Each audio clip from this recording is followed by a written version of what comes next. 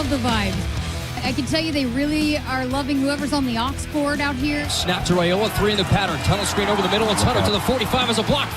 Across midfield, it's Hunter to the 40. Far left sideline, 20, 15, 10. And is he in? He is! Touchdown Huskers! And he takes it to the house for a second consecutive week. Yeah, so the 10 angles left to the 15, 20, has a crease, 25, 30. There goes Williams across midfield to the 40. Williams, 20, 15, 10, drag down from behind, right at the 10-yard line. Those were the Hy-Vee sounds of the game following the Huskers 34-31 road win, first road win of the season over the Maryland Terrapins. Huskers improved to 5-1 on the season for the second straight year. With the head coach Matt Rhule, I'm Jessica Cootie as we welcome you into the Husker football show. Coach, those road games are tough to win. Your guys had to fight to win that one. Yeah, it was unreal environment, a great effort, really by both teams. I thought it was a great college football game, and I thought from everything from our fans to our players to our staff, I thought everyone gave their best effort. Really proud. It was a fun celebration. You guys came back out of the locker room to celebrate with the fans, but also when you went back in, had a fun celebration with Kenneth Williams. Yeah, I'm so happy for Kenneth. You know, he's been close a couple times this year, and we felt really good about the effort. Quentin Ives made an unbelievable block.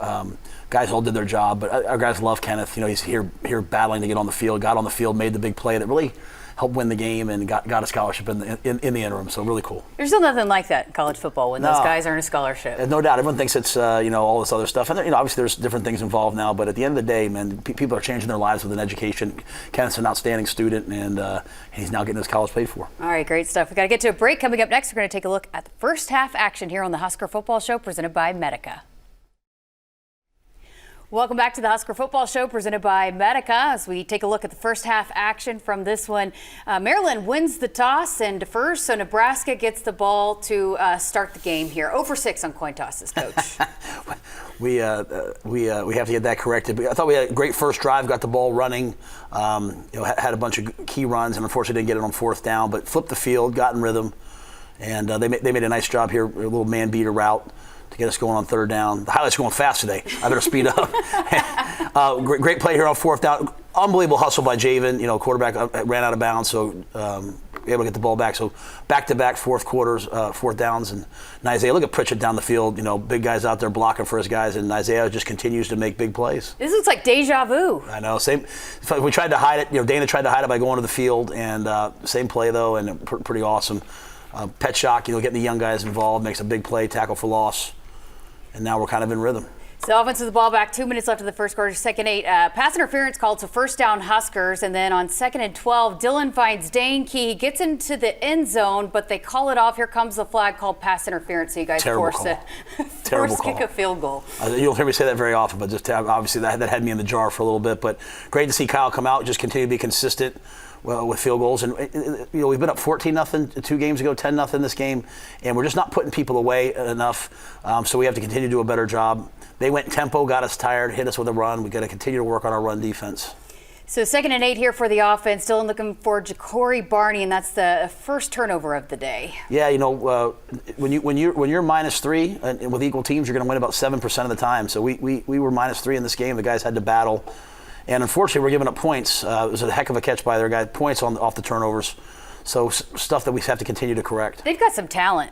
They're as talented a team as we'll face. I know people say, well, they're used to the logos. College football has changed. They got great players. Well, so here on the ensuing kickoff, this is one of the big highlights of the day. Kenneth Williams, 85 yards on this return. You guys practiced this, another one of those special teams play you knew was going to happen. Yeah, we told the guys we were going to have a big kickoff return this game. Eck had a great plan, and the guys executed. Like I said, Quentin Ives with a great block on that. So then you pay off here as Dylan finds Luke Lindenmeyer. What a catch, what a throw. 2 feet down for Lindenmeyer. Unbelievable play. And, Luke's a complete tight end. I thought we had some amazing catches and great efforts in the game. 17-14 Nebraska. You do get off the field here on this, forcing a 3 and out. Yeah, the defense getting in rhythm. Talented young quarterback they have. And again, we ran for 200 yards, finished with 193 because of the one sack and the knees at the end of the game. But the knee at the end of the game, but I think right now Emmett's second in the Big Ten in rushing, so we're going to continue to try to build off that. That was the second touchdown of the day for the Rhule-Hunter connection. Offense back with the ball here, pressure coming, and Dylan looked like he was trying to throw that thing out of bounds, but doesn't quite get there. Yeah, he tried to throw it out of bounds, and it got hung up. But we have to take better care of the ball. He knows that. The one, the guy makes a great play, so be it. But we can't have those types of interceptions. You guys have been very good on third down, but they end up converting and end up kicking a field goal here. Yeah, as I said, they came away with 17 points off the turnovers, and then Caleb Benning, great return. He had to wear 47 because we have two guys in 28. We had put Quentin out there, and we had a chance at points, miscommunication, and we ended up with a sack. His dad on the broadcast is, "Who's 47? Who's 47?" Your son, well, Damon. Your son. I told him on the plane ride home. I said there's a lot of people on social media saying that Caleb looked a lot faster than Damon ever did. So I'll leave that for you guys. Leave that there. 24-17 Huskers at the half. We've got to step aside for a break. Second half action coming up right after this.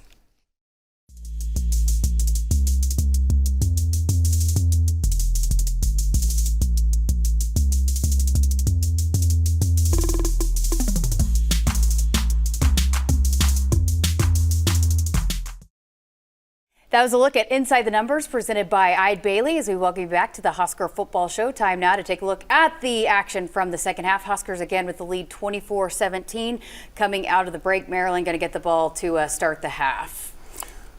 Third and long here, big pass play to the sideline, picking up a first down here for Maryland. And great coverage by Donnie Jones, just heck of a throw. Mm-hmm. And just the quarterback run, quarterback draw. People are trying to run that against us. Got the ball out. We were all excited. Unfortunately, his knee was down, and great hit though by Deshaun and the fellas. So Maryland scores here to tie it all up at 24. And 3rd and 6 for the offense. Dylan finds Isaiah Mosey for the first down here. Great job by Isaiah. Getting another young guy involved. I thought we had a lot of great production out of our running back position this game. And Dylan looking for Cortez Mills, but throws a third interception. This one returned for a touchdown. Pick six makes it 31-24 Maryland. Yeah, two games in a row now with the third quarter. We've given up the lead, so you have to continue to work on coming out of halftime and being a little bit better in the third quarter. The good news is we've been really good in the fourth quarter, and we've just continued to build off that. Yeah, Emmett said you guys have been a fourth quarter team. All right, so Maryland driving here, and a huge tackle for loss for Deshaun McCullough on 3rd and 2. Really, I felt like that was one of the plays of the game, if not the play of the game. That allowed us to get the ball back, and we hurt ourselves a couple times on this drive, but we were able to get a really long drive. This was an amazing play. I mean, this is 2nd and 14. You're behind the chains, and this really, I felt like, got us back in rhythm. So then on 3rd and 4, the pass complete to Dane Key does give you the first down there. Yeah, great execution. 2nd and 16 now. Another penalty gets us back there again. Dane shows up big, getting a lot of production from a lot of players, and really just an unbelievable run. And just watch the effort on this play. Watch Turner Corcoran running down the field. You're going to see Cortez Mills come and get a big block right there. I didn't realize the play was still going on. I couldn't really see because all the people were kind of in front of me, but great effort. You talk about winning plays, making winning plays. That was one of those. That's exactly one of them. And, you look at this game, you say, who made plays? I mean, a bunch of our guys made plays, and certainly Emmett did. Got to kick a field goal, but your team was fired up. A lot of confidence here and the defense going back here. First down here, again, here on 3rd down, the pitch comes, and your linebackers, Marquez Watson, Trent Javen right there. Yeah, great job getting off the field, getting the ball back. Again, two 80-plus yard drives. This was an amazing play, and what I loved in this game was, as you get later in the year, it comes down to tackling. We had 197 yards after contact, and it was really from everyone. That's a great job by Luke there. This is an absolutely magical drive. Dylan's throwing down, chunks it up. There's Isaiah Hunter. He had a 100-yard day receiving. Yeah, Dylan called that. Boy, he called that check to the double move. He pumped it, and Isaiah made the play. There's Heinrich Harburg picking up the first down, and then on 2nd and 6, how about this catch from Dane Key to give the Huskers the lead? You know what I love about this, Jessica? I don't know if they'll show it, but watch right after the play. He doesn't get up and say, "Look at me." He runs right to the sideline. Our guys were all business.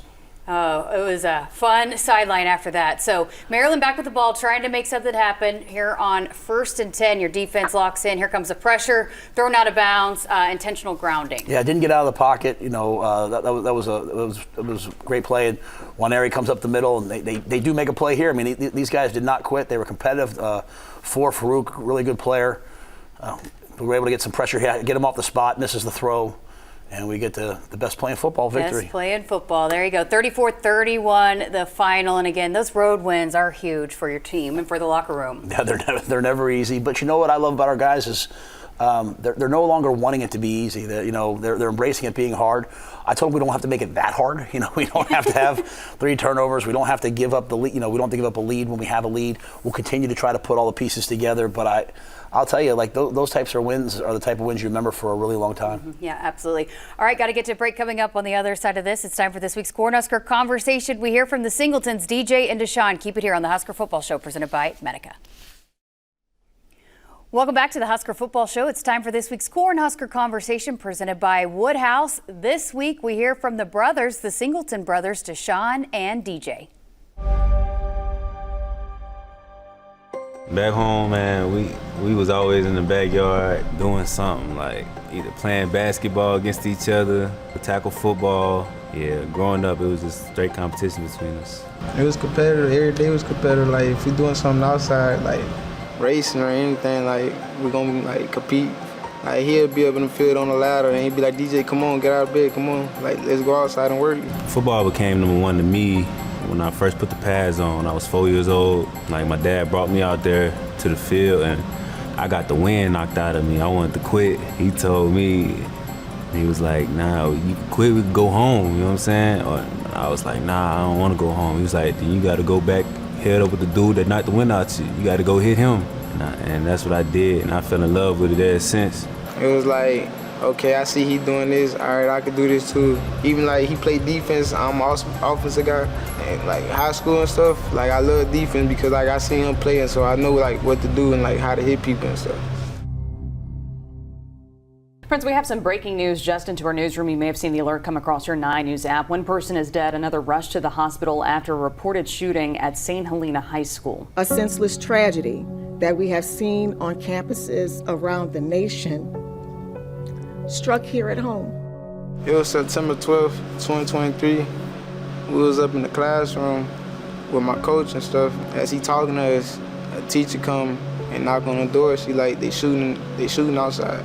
So we get to running outside, then I run down there, then I see the car with bullet holes in it, and I see them carrying one of my teammates, his name Twin, and they were trying to get him to the hospital.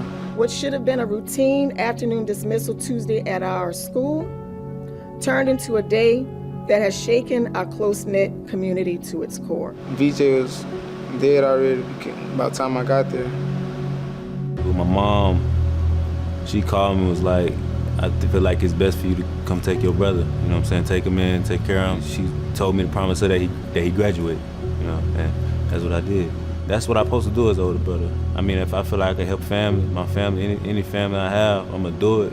Huskers and Wolverines. Captains head to the center of the field for this Big Ten clash today. Like, that was his first game coming, Michigan game. That's when we first flew him out, and second play of the game, I get hurt. It's Deshaun Singleton. Singleton has got a couple of trainers out there around him. He's flat on his back.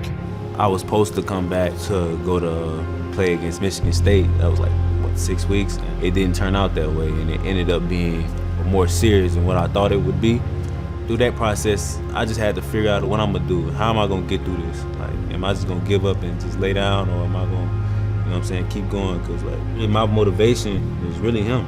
I know like he watching me being in the same crib, it was like easier for us to come together and just solve those type of problems. Have those talks off, like just what nobody else know about, just have those conversations. It's more than life than just yourself. You know what I'm saying? You have to be here to serve others. And so I feel like my purpose with me getting injured was to help him get through his situation and help him get through high school and stuff like that. And so I feel like me getting hurt was a blessing in disguise. After I transferred and stuff, I had to wait a couple weeks to play football again because I had to get a hardship and stuff. So I only played 2 games in Lincoln East. My first game I had a punt return, and my second game was my senior night. He walked me out because my family couldn't come up here. Yeah, I got to walk him out senior night, man. It was cool though. It's very special when your brother can be on the team. You can finally play with him, play against him. Because I go against him every day in practice. You know what I'm saying? He gives us good looks. Like, I'm just happy. I'm grateful for the opportunity that Coach Rhule gave both of us to be here together. It's just the same way being in the backyard. Like, he know when he see me guard him, he can't stay in front of me. Like, I'm not finna let him block me, and he ain't gonna try to let me guard him on his route or whatever. You know what I'm saying? But it feel good to play on the field, like, every day. Like, each day I'm trying to get better, and, like, I'm going against him, so I'm trying to get him better, too, and he's trying to get me better. Does he lock you down? Sometimes. I ain't gonna say he locked me down, but be like, dang, it's crazy, like, we really in Nebraska right now. yeah, I ain't gonna lie. Every time we sit in the car and we just chilling, we be like, dang, like, bro, we really in Nebraska. We still get there, like. That's crazy, because we always, like, said that, like, what if we go to the same college? Yeah. And it happened. And it just blow our mind every time. Just having him right here by my side, I always got his back. I know he gonna have mine. Coach, just an absolutely incredible story between those two brothers. Yeah, one of the things that we preach is brotherhood, in our locker room, and that's a perfect example of it. You don't always have to get along. You don't always have to agree on everything, but you have to be there to pick each other up and protect each other and love each other. And obviously they're real brothers, biological brothers, and it's a tremendous example of that. Apparently DJ's quite the barber too. He's fantastic. Before all this happened, when he would just come up and visit Deshaun in the summer, everyone walked around looking a lot better because he was giving fresh cuts out. Awesome, great stuff. All right, got to get to a break. We're back to wrap up the show next. Welcome back to the final segment here of the Husker Football Show presented by Medica. All right, back-to-back road games and a quick turnaround at that with the Friday night kickoff at Minnesota. I know it's a special one with the breast cancer awareness game, but tell us about this matchup. Excellent football team, 4-2. Came off a big win last week against Purdue. We have to go to their place. We haven't, they've won the last 5 games against the Huskers. And it was, eerily similar to 2 years ago at their place. Was my first game obviously was a midweek game, night game, so we know what the atmosphere can be. I'm sure Husker fans will show up, and it'll be a great matchup. All right, 7 o'clock on Fox. Nebraska and Minnesota will be back here next week to break it all down for you. Thanks for watching.